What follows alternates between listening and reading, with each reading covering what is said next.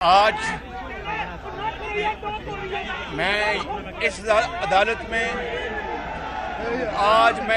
میں انصاف کے لیے حاضر ہوا اور آج ہی میرے قائد میاں محمد نواز شریف اسلام آباد کی ہائی کورٹ میں انصاف کے لیے وہاں پر حاضر ہوں گے۔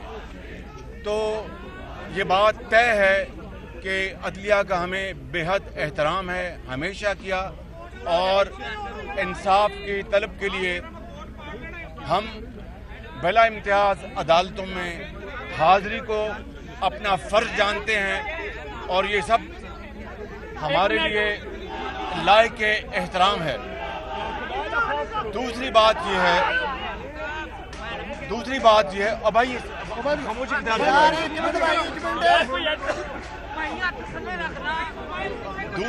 یہ ہے کہ میاں نواز شریف سے لے کر پورا شریف خاندان اور مسلم لیگ نون کے زعماء نے جو صعوبتیں اور مشکلات اور سختیاں جھیلی ہیں وہ ریکارڈ کا حصہ ہے۔ میاں نواز شریف انہوں نے جیلیں کاٹی، ہتھکڑیاں لگوائیں، اپنی بیٹی کو اپنے سامنے ان کو گرفتار کیا گیا، ایک دفعہ نہیں 2 مرتبہ جلاوطنی اختیار کی، اور آج وہ وطن واپس آئے ہیں۔ اپنے آپ کو انہوں نے قانون کے سامنے انہوں نے اپنے آپ کو پیش کیا ہے۔ تیسری بات، حکومتیں گرائیں گئیں، کسی کی نہیں بلکہ نواز شریف کی حکومت کا تختہ الٹا گیا 2017 میں۔ صرف وفاق کی حکومت نہیں بلکہ بلوچستان کی حکومت بھی جو اچھا بھلا کام کر رہی تھی اس کا بھی تختہ الٹ دیا گیا نواز شریف کی مخالفت میں، نواز شریف کی دشمنی میں۔ کسی اور صوبے کی حکومت نہیں گرائی گئی تھی 2017-18 میں، صرف نواز شریف کی حکومت اور بلوچستان میں مسلم لیگ نون کی حکومت، تاکہ یہ ترقی اور خوشحالی کا سفر جو ہے اس کا خاتمہ کیا جا سکے۔ اور پھر آپ نے دیکھا 5 سال 6 سال کے بعد پاکستان آج کہاں کھڑا ہے۔ اور اگر نواز شریف یہ چاہتے تو کے پی میں جب 2013 کے الیکشن کے بعد وہاں پر باقی پارٹی کے ساتھ مل کر اپنی ایک مخلوط حکومت بنا سکتے تھے۔ انہوں نے نہ صرف اس کا انکار کیا بلکہ کہا کہ جمہوریت کا تقاضا یہ ہے کہ جو سنگل لارجسٹ پارٹی ہے اس کو موقع ملنا چاہیے اور وہ وہاں پر اپنی جو بھی اس کی کیپیسٹی ہے عوام کی خدمت کرے۔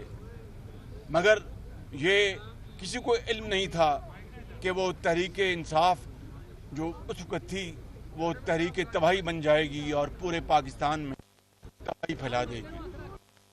لہٰذا 9 فروری کے جو اعلیٰ کار ہیں ان کی سہولت کاری میں سمجھتا ہوں کہ ملک دشمنی ہے، اس میں کسی کو کوئی شک نہیں ہونا چاہیے۔ 9 مئی 2023 کی میں بات کر رہا ہوں کہ جب اس ملک کی خلاف سازش کی گئی، غداری کی گئی اور فوج میں تختہ الٹنے کی ایک بھیانک کوشش کی گئی، جس کی پوری پاکستان میں اس کو کنڈیم کیا گیا۔ اور میں سمجھتا ہوں کہ یہ بات ذہن میں رہنی چاہیے کہ غداری نہ ڈیموکریسی برداشت کرتی ہے، ڈکٹیٹرشپ تو برداشت کرتی نہیں جہاں دنیا میں ڈکٹیٹرشپ ہے۔ لہٰذا یہ وہ معاملات آج اگر کعبہ کی ماڈل کی گھڑی کا ان کو ذرا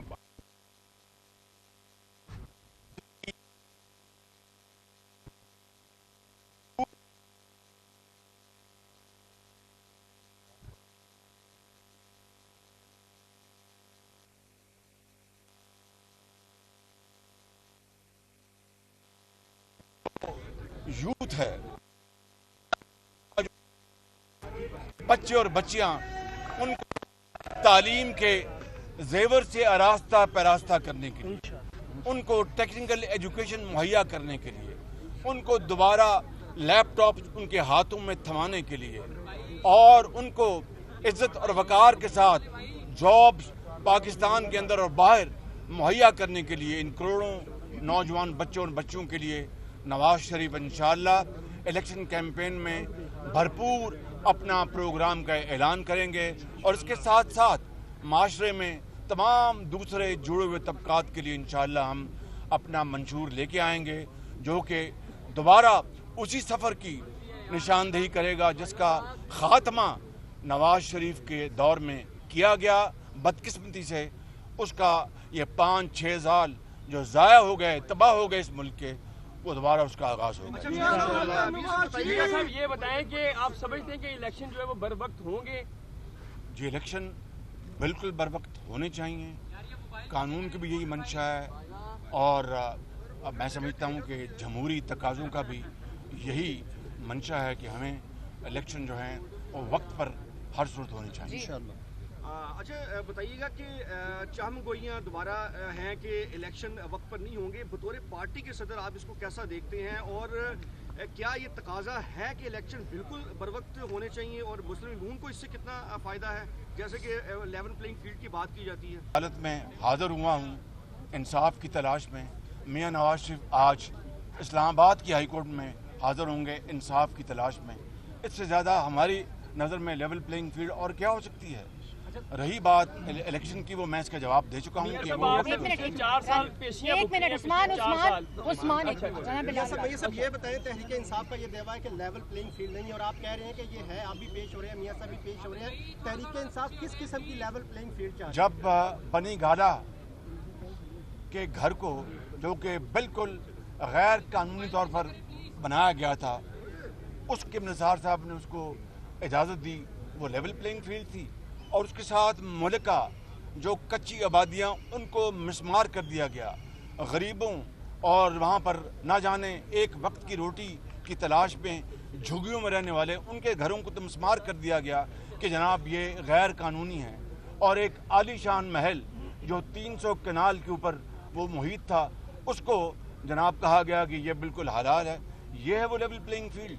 लेवल प्लेइंग फील्ड ये है कि मैं आज यहाँ पर पेश हो रहा हूँ, नवाज शरीफ इस्लामाबाद में पेश हो रहे हैं। अच्छा मियां साहब, एक तरफ अब आपके बड़े भाई मियां नवाज शरीफ साहब जो हैं वो इस्लामाबाद पेश हो रहे हैं और दूसरी जानिब आप यहाँ पर अदालत में पेश हो रहे हैं। इलेक्शन के लिए पाकिस्तान मुस्लिम लीग नून तैयार? पूरी तैयारी के साथ हम इलेक्शन कैंपेन में दाखिल होने वाले हैं, उसकी पूरी तैयारी है। हमने दरख्वास्तें मांगी थी, वो हज़ारों दरख्वास्तें आ चुकी हैं टिकट्स के लिए। अब पार्लियामेंट बोर्ड तश्कील में वो तश्कील दिया जा चुका है और इंशाअल्लाह वो हम एक्सरसाइज करके हम इलेक्शन कैंपेन में निकल जाएंगे। मियां साहब, आप ये तमाम जमातें और ख़ुसूसन मुस्लिम लीग नून का ये कहना है कि 2018 में जो है बाकायदा कौम के साथ जुल्म किया गया, आपका एक दावा है? नहीं, दावा नहीं, ये हकीकत है। मुझे बताएं कि नवाज शरीफ की हुकूमत का तख्ता नहीं उल्टा गया।